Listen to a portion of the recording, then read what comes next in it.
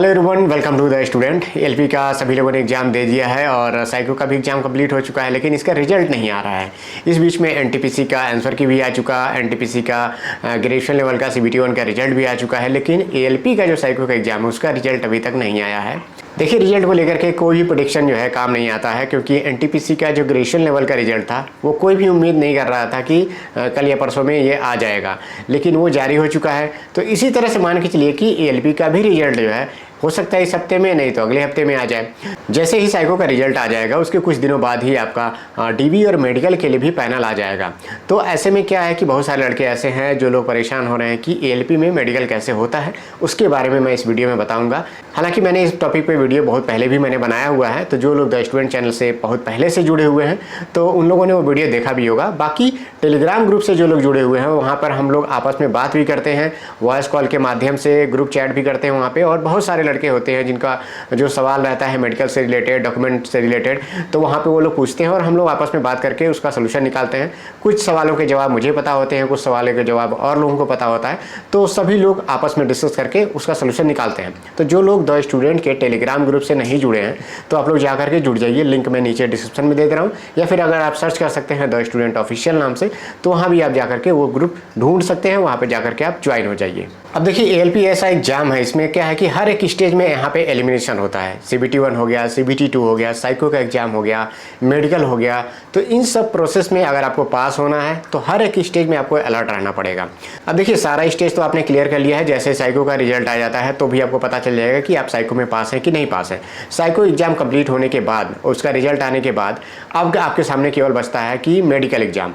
तो मेडिकल में क्या क्या चीज़ें चेक होती हैं, कैसे हम लोग का मेडिकल हुआ था और कहाँ पर आपको सावधानी रखनी है, और कुछ मैं इंपॉर्टेंट टिप्स भी बताऊंगा कि जिससे आप अपने विजन को थोड़ा सा उस दिन के लिए आप अपने विजन को हेल्दी रख सकते हैं। तो वो सब चीज़ें मैं इस वीडियो में कवर करूंगा। आप लोग लास्ट तक इसे देखिएगा, क्या क्या चीज़ें चेक होती हैं, क्या नहीं चेक होती हैं, उन सब के बारे में मैं इसमें बताऊंगा, डिटेल में बताऊंगा। सबसे पहले देखिए, डॉक्यूमेंट वेरिफिकेशन के लिए कुछ लड़कों को बुलाया जाता है, सभी का दिन अलॉटेड रहता है। तो जिस जोन में आपने फॉर्म भरा है उसी जोन में आपको हेडक्वार्टर में जाना होता है, वहाँ पर डॉक्यूमेंट्स चेक होता है। तो उसी दिन ही आपको मेडिकल के लिए कुछ रुपये जमा करने होते हैं, 20-30 रुपये के आसपास में रहता है, जो कि वहाँ जमा होने के बाद आपको एक रसीद दे दी जाती है और सब कुछ डॉक्यूमेंट्स वहाँ पर चेक होने के बाद आपको एक बंद लिफाफा दिया जाता है, जिसमें आपको मेडिकल का मेमो रहता है कि इस लड़के का मेडिकल यहाँ पे कराना है और किस हॉस्पिटल में आपको जाना है, वो भी चीज़ वहाँ पे मेंशन रहती है, उसमें लिखा हुआ रहता है। अब आप वो लिफाफा लेकर के अगले दिन आपको सुबह 9 बजे से पहले वहाँ पे आपको पहुँचना रहता है, जो भी मेडिकल हॉस्पिटल आपको दिया गया रहता है।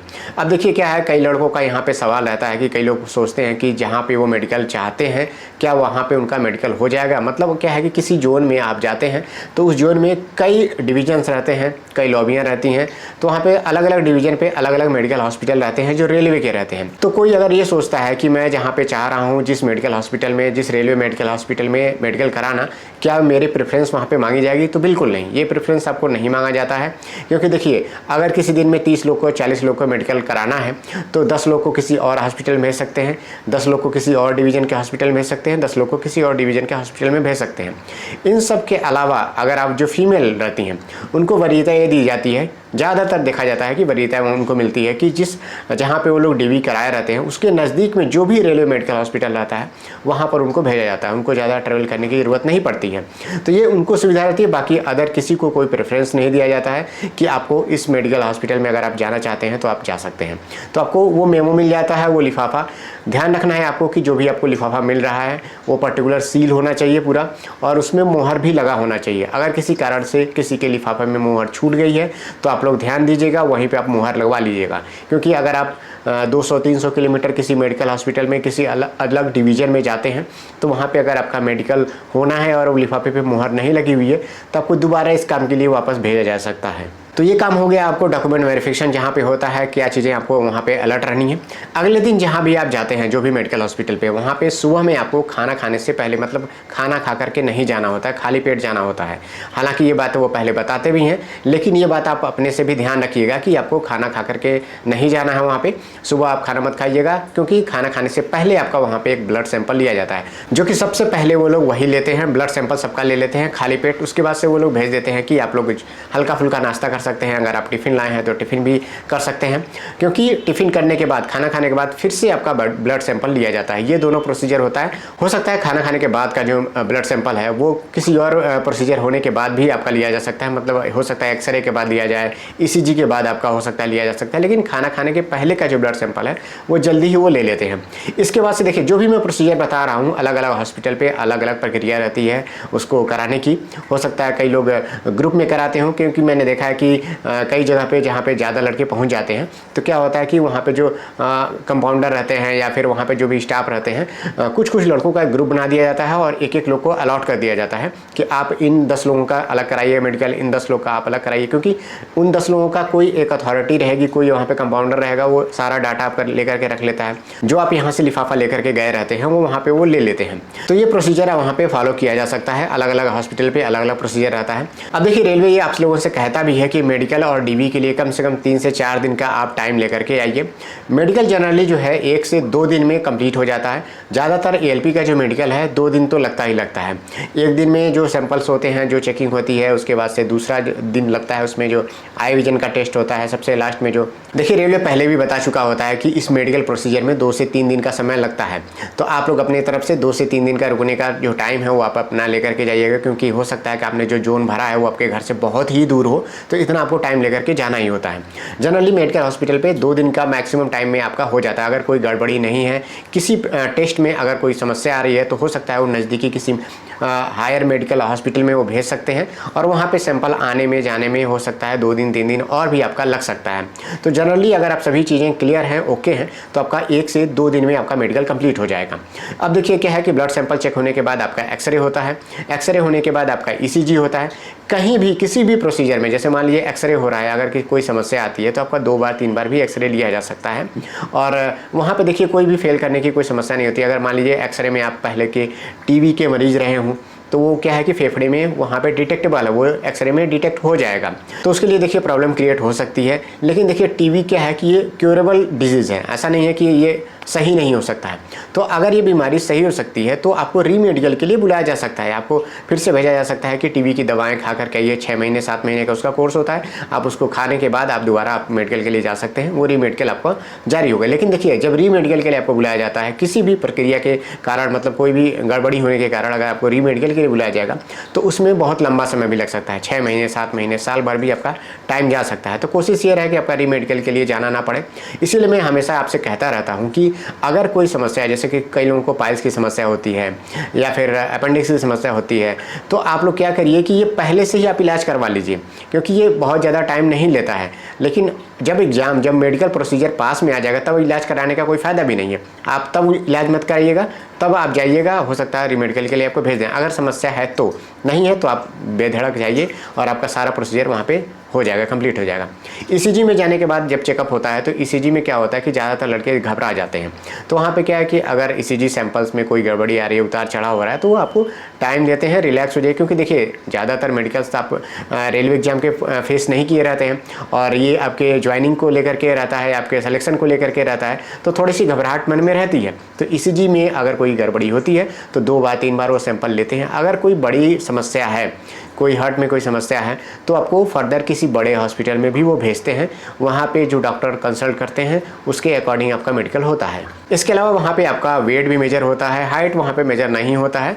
तो अगर कोई सोचता है कि ज़्यादा वेट है किसी का या फिर किसी की हाइट थोड़ी कम है तो इसके आपको मेडिकल से बाहर कर दिया जाएगा, तो ऐसा आपको घबराने की ज़रूरत नहीं है। इन सब कारणों से आपको मेडिकल से बाहर नहीं किया जाता है।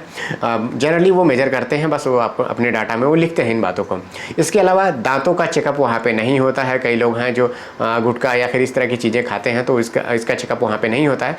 अगर आप सिगरेट या इन सब चीज़ों का सेवन कर रहे हैं तो आप थोड़ा सा अवॉइड करिए, क्योंकि वो सारी चीज़ें क्या है कि एक्सरे में हो सकता है कि वो डिटेक्ट हो जाए। एक्सरे में अगर आपके फेफड़े में ज़्यादा समस्या रहेगी तो वो एक्सरे में डिटेक्ट हो जाता है।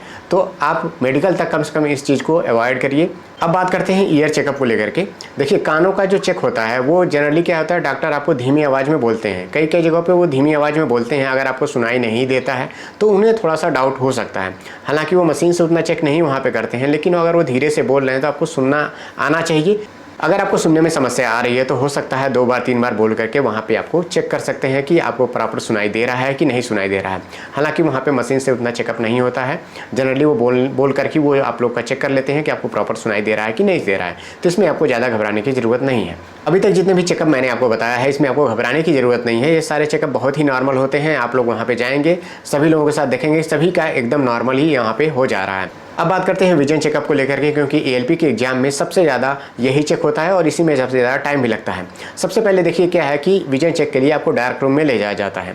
डार्क रूम में आपका देखिए जो कलर विजन टेस्ट है वो भी वहीं पे चेक हो जाता है और वहाँ पे जो कट सी वाला मार्क है वो भी चेक वहीं पे हो जाता है। जो डार्क रूम होता है पूरा ब्लैक पेंटेड रहता है और पूरा अंधेरा रहता है उसमें, और दूर आपके कुछ दूरी पे आपको खड़ा कर दिया जाता है और वहाँ से आपको एक पतली लेज़र लाइट दिखाई जाती है, कुछ दूरी पे रखी रहती है। उसमें क्या है, कलर दिखता है, वाइट कलर दिखता है, येलो कलर दिखता है, ग्रीन और रेड। अगर कई लड़के कंफ्यूज होते हैं कि येलो और उस कलर को वो लोग कभी कभी कह देते हैं ऑरेंज कलर कह देते हैं, तो आपको उसको ऑरेंज नहीं कहना है, वो येलो कलर ही कहना है। क्योंकि देखिए एकदम येलो कलर आपको दिखाया जाएगा तो येलो कलर उतना विजिबल नहीं होगा, हल्का वो ऑरेंज कलर रहेगा, तभी उसको आप विजिबल कर पाएंगे, आसानी से देख पाएंगे। हालांकि सिग्नलिंग सिस्टम में वो जो कलर रहता है येलो लाइट बोला जाता है, लेकिन वो हल्का ऑरेंज कलर का भी रहता है, तो आपको उसको येलो लाइट ही बोलना है, ऑरेंज कलर नहीं बोलना है। उसमें आपको व्हाइट लाइट दिखाई जाएगी, ग्रीन लाइट दिखाई जाएगी, रेड और येलो कलर की लाइट आपको दिखाई जाएगी। आपको अलग अलग चेंज करके दिखाया जाता है। जैसे ही आप उसको क्लियर कर लेते हैं, पास कर लेते हैं, तो सामने ही आपको एक बॉक्स में लाइट जलती रहती है और उसमें कटे हुए सी रखे रहते हैं। वो सी क्या होता है कि आपको हाथ आगे रख करके ढक करके उसे घुमाया जा सकता है। तो आप ये नहीं कह सकते हैं कि नीचे वाला जो 6x6 पे जो कटा हुआ सी रखा हुआ है उसका आप पोजीशन याद कर सकते हैं। देखिए डॉक्टर उसमें क्या करते हैं, उस कटे हुए सी के आगे हाथ रख देते हैं और उसको पीछे से रोटेट करते हैं। जब वो रोटेट करते हैं तो आपको आगे से हाथ हटा करके पूछते हैं कि किधर उसका कटा हुआ हिस्सा है। तो ऐसे में क्या है कि कोई भी पोजीशन उसकी जो है कि फिक्स नहीं रहती है कि किसके बाद से कौन सी पोजीशन आएगी, तो आप उसको याद नहीं कर सकते। तो वहाँ पे भी आपका 6x6 विजन चेक हो जाता है। और मेनली समझ जाइए कि यहाँ पर आपने क्लियर कर लिया तो आपका सारा समस्या यहाँ पे समाप्त हो गया और आप समझ जाइए कि आपका विजन 6x6 है। दोनों आंखों का वहाँ पे चेकअप होता है, एक एक आंख पे आपका हाथ रखने के कहा जाता है। कई जगह पे वहाँ पे चश्मा भी पहना देते हैं वो लोग। कहीं जगह पे हो सकता है कि कंपाउंडर आपके एक आंख को जो है वो अपने हाथों से भी ढक सकता है। तो अलग अलग तरीके से वहाँ पे एक एक आंख का वहाँ पे चेकअप हो जाता है 6x6 का। डिस्टेंस विजन का वहाँ पे चेकअप होने के बाद आपको नियर विजन का चेकअप वहीं पे हो सकता है, उसी रूम में लाइट जलाने के बाद आपसे पढ़वाया जाए। जो एक बुक रहती है नियर विजन की, उसमें आपको जो सबसे नीचे वाली जो लाइन होती है उसको पढ़ने के लिए कहा जाता है, जिसमें 0.6 और 0.6 दोनों आंखों का विजन आपका होना चाहिए। ये सारा चेकअप वहाँ पे जब हो जाता है तो सबसे लास्ट में आता है फंडस चेकअप। साथ ही साथ देखिए वहीं पे आपका कलर विजन भी टेस्ट चेक हो जाता है। वहाँ पे आपको कलर विजन के लिए, जैसे आपने कलर लाइट टेस्ट तो देख लिया, वहाँ पे आपका चेकअप हो गया। वहीं पे आपको एक कलर विजन के लिए आपको एक बुक मिलती है, सभी लोगों को पता है, उसमें डिजिट लिखे रहते हैं, आपको पढ़ करके बताना होता है। तो हो सकता है वो 2 page, 3 page, 4 page, 10 page, 12 page, जितना पेज वो चाहे वो आपसे पढ़वा सकते हैं। उसमें क्या है कि कभी कभी वो जो इसमें डिजिट लिखी रहती है उसको पढ़वाते हैं। कभी कभी क्या होता है उसमें एक कलर को लेकर के उसको कहते हैं उसको फॉलो करिए, उस पर मतलब आप फिंगर रख करके उसको रोटेट करिए, कहाँ कहाँ उस कर्व लाइन वो जा रही है, तो उसको भी रख करके आपको चेक करने के लिए कहा जा सकता है। तो आपका चेकअप वैसे भी हो जाएगा। तो इस तरह से आपका कलर विजन टेस्ट वहाँ पे बुक के माध्यम से आपका हो जाता है। इसके बाद से सबसे लास्ट में आता है कि फंडस चेकअप। देखिए एक और भी कमरा होता है जहाँ पे मेन डॉक्टर होते हैं, वहाँ पे आपको चार्ट दिखाया जाता है। अब देखिए कई जगह पे चार्ट के माध्यम से पढ़ाया जा सकता है। उसमें क्या है कि हिंदी के लेटर भी होते हैं, इंग्लिश के भी लेटर होते हैं, कटा हुआ सी भी होता है। तो डॉक्टर की मर्जी है, जो चाहे वो लेटर वो पढ़वा सकता है। जनरली वो लोग जो है कटा हुआ जो सी होता है उसको पढ़वाते हैं, या फिर उसके अलावा हो सकता है अल्फ़ाबेट भी वो पढ़वा सकते हैं। वो रोटेट करते हैं, वो रोटेट हो जाता है। ये आपने देखा भी होगा जनरली जब आप मेडिकल कराने गए होंगे, जब साइको एग्जाम देना होता था, तो अब उस समय जब आप गए होंगे विजन टेस्ट करने, तो वहाँ पे आपने देखा होगा किस तरह से चेकअप होता है। तो उसी तरह से जनरली उस रूम में भी चेकअप होता है।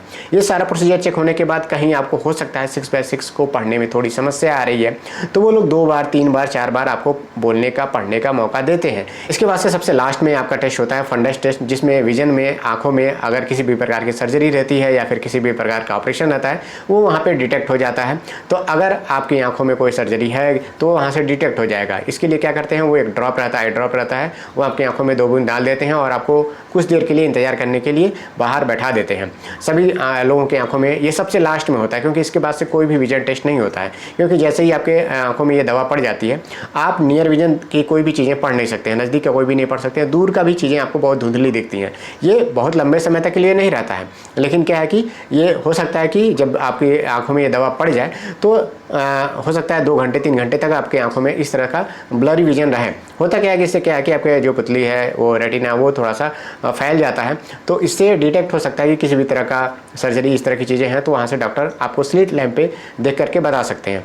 तो इसके बाद से क्या होता है कि जब आपका 2 मिनट 4 मिनट वेट करने के बाद बारी बारी से बुलाया जाता है और स्लिट लैंप पे आपके चेक किया जाता है कि किसी तरह की सर्जरी है कि नहीं है, तो वहाँ से डॉक्टर देख करके बता सकते हैं कि आपकी कोई सर्जरी नहीं है। और यही सबसे फाइनल प्रोसीजर होता है कि आपके मेडिकल का, इसके बाद से कोई भी चेकअप नहीं होता है।